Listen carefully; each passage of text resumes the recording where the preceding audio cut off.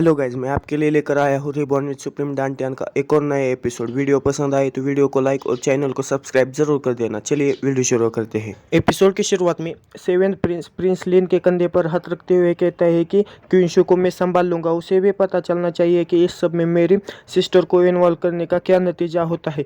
यह सुनकर प्रिंस लिन seventh Prince से कहता है कि आखिर तुम करना क्या चाहते हो। मैं kingdom of dragon and elephant को प्रतिनिधित्व करता हूँ। मैं भी उस कचरे के साथ डील करने में तुम्हारी मदद करूँगा। फिर सेवन प्रिंस उससे कहता है कि जब मैं यहोवा सेठ को छोड़ रहा था तब मैंने सुना था कि 18 सन ऑफ गॉड याओची फेस्टिवल को अटेंड करने के लिए जा रहे हैं, और मुझे जहाँ तक पता है वहाँ पर एंशिएंट किंगडम और उनके गॉड्स भी उस फेस्टिवल में आने वाले हैं।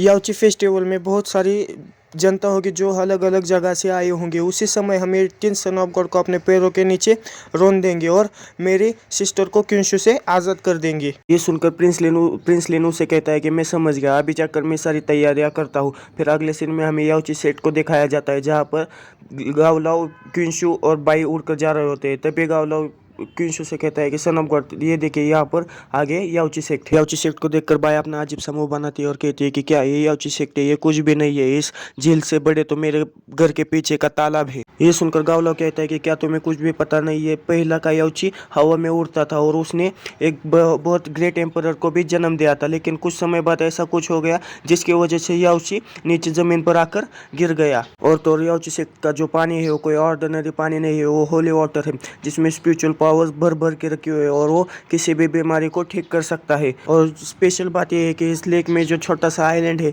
उस पर एक पुल है, उसके वाटर को रेडलेस वाटर कहा जाता है और वो पानी अपने अंदर हेवन और अर्थ की स्पिरिचुअल एनर्जी को स्टोर कर सकता है और उसके साथ अपने गुड फॉर्चून को भी ला सकता है। और वो उसका एक मैजिकल इफेक्ट भी होता है कि वो अपने लक के क्यूआई को बढ़ा सकता है। फिर लाओगा अपने आंखों में चमक और मुंह से लाल टपकाते हुए कहता है कि मुझे पता नहीं है कि अगर याओची सेक्ट ने रेडलेस वाटर को सन ऑफ गॉड को ऑफर कर दिया इस फेस्टिवल में, तभी क्विंशू को सिस्टम का नोटिफिकेशन आता है कि तुमको टेम्पररी साइन इन करने के लिए रेडलेस पूल में जाना पड़ेगा और उसकी टाइम लिमिट है 2 घंटे और उसके बाद वो एक्सपायर हो जाएगा। ये बात सुनकर क्विंशू अपने मन में कहता है कि मुझे पता था, जब भी आप किसी इंपॉर्टेंट जगह पर जाते हैं तो आपको टेम्पररी साइन इन टास्क को दिया जाता है, लेकिन इस टाइम उसने तो मुझे टाइम लिमिट भी दे दिया है। फिर अगले सीन में हमें क्विंशू और लाओगाओ और बाई को दिखाया जाता है जो कि किसी पहाड़ पर खड़े होकर नीचे देख रहे होते हैं और हमें नीचे बहुत सारे लोग दिखाए जाते हैं। फिर अगले सीन में हमें दिखाया जाता है कि वो तीनों के तीनों नीचे उतर आते हैं। फिर लाओगाओ क्विंशू से कहता है कि सन ऑफ गॉड बहुत सारे लोग यहाँ पर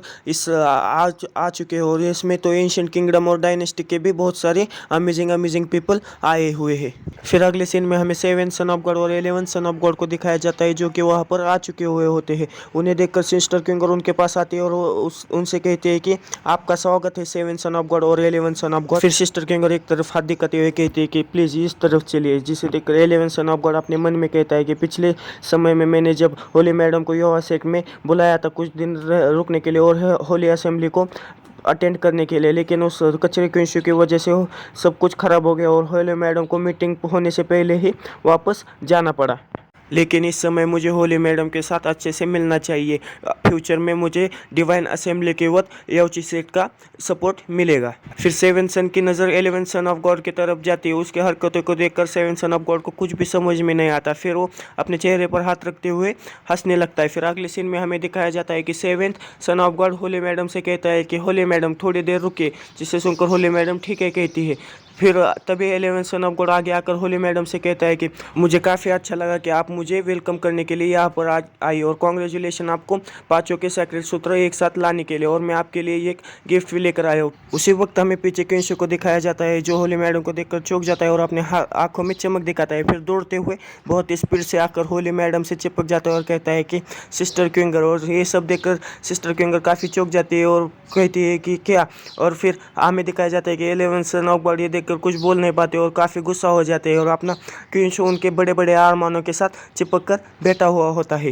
ये सब देखकर 11 सन ऑफ गॉड की तो पूरी दुनिया उजड़ चुकी होती है, पूरा का पूरा अंधेरा छा चुका होता है। लेकिन क्विंशू होली मैडम से कहता है कि मैंने आपको कुछ दिनों से नहीं देखा, लेकिन आपका वजन बहुत ज़्यादा बढ़ चुका है। ये सुनकर सिस्टर क्विंगर काफ़ी शर्मा जाती है और शर्माते हुए कहती है कि क्या मेरा वजन बढ़ चुका है। फिर क्विंशू उनका हाथ पकड़ते हुए उनको वहाँ से लेकर जाने लगता है और क्विंशू से कहता है कि आप मुझे बताइए कि याओची सेक्ट में ऐसी कौन सी स्पेशल और डिलीशियस चीज़ है जिसकी वजह से आपकी जो ऊपर की बॉडी है वो ज़्यादा मोटी हो जाती है। आप तो समझ ही गए होंगे ऊपर की बॉडी मोटी का क्या मतलब है।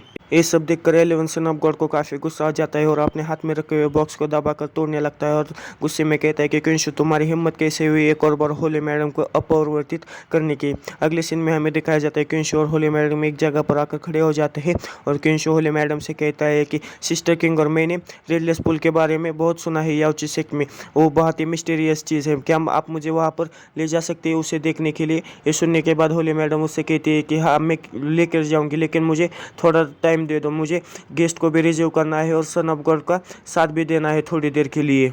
ये बात सुनकर क्विंशु सिस्टर किंगर से कहता है कि विशिष्ट अतिथि जैसी कोई भी चीज़ नहीं होती और ये सन ऑफ गॉड तुम्हारी विशिष्ट अतिथि बिल्कुल भी नहीं है।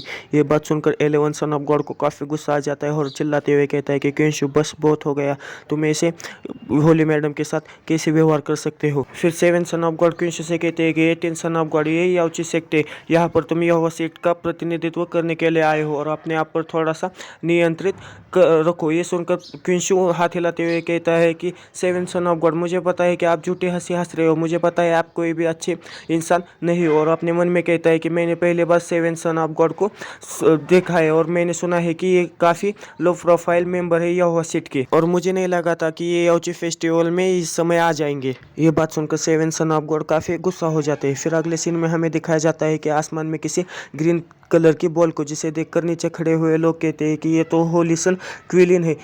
फिर अगले सीन में हमें दिखाया जाता है कि वो ग्रीन कलर की बॉल सीधा ज़मीन पर आकर लैंड कर जाती है, जिसकी वजह से चारों तरफ ग्रीन कलर की एनर्जी फैल जाती है। फिर अगले सीन में हमें दिखाया जाता है कि उस बॉल की चारों तरफ ग्रीन कलर की एनर्जी होती है। फिर थोड़ी देर के बाद हमें दिखाया जाता है कि उस बॉल की चारों तरफ की ग्रीन कलर की एनर्जी धीरे धीरे गायब होने लगती है और उसमें से होलिसन क्विलिन बाहर आ जाते हैं, जिसे देखकर बाकी के लोग कहते हैं कि हमें नहीं लगा था कि होलिसन क्विलिन यहाँ पर आ जाएंगे और जो काइलिन प्रोटोस है वो बाकी सुपर पावर्स से कमज़ोर बिल्कुल भी नहीं है। फिर दूसरा आदमी आगे कहता है क्विलिन जो है वो खुद में ही इस यंग जनरेशन में सर्वश्रेष्ठ है और इन्हें शायद ही कभी जाना जाता है और इस समय जो ये सारे यंग टैलेंट्स पार्टिसिपेट कर रहे हैं याओची फेस्टिवल में, क्विलिन डेफिनेटली रैंक करेगा टॉप 3 में। फिर अगले सीन में हमें दिखाया जाता है कि चारों तरफ फैले हुए ग्रीन कलर की एनर्जी गायब हो जाती है। फिर क्विलिन के सामने सिस्टर किंगर और क्विंशु आ जाते हैं, जिसे देखकर क्विलिन सिस्टर कहकर पुकारता है। ये सुनकर क्विंशु अपने मन में कहता है कि शर्मिंदा मत हो, ये आदमी भी होली मैडम को सिस्टर कहकर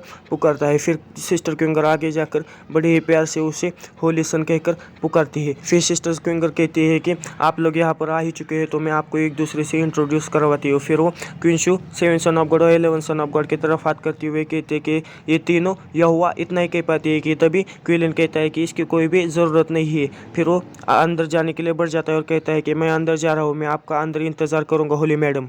बस दोस्तों इस वीडियो में इतना ही। वीडियो पसंद आए तो वीडियो को लाइक और चैनल को सब्सक्राइब जरूर कर देना। जल्द से जल्द 500 सब्सक्राइबर्स तक पहुंचा दो इस चैनल को। शुक्रिया।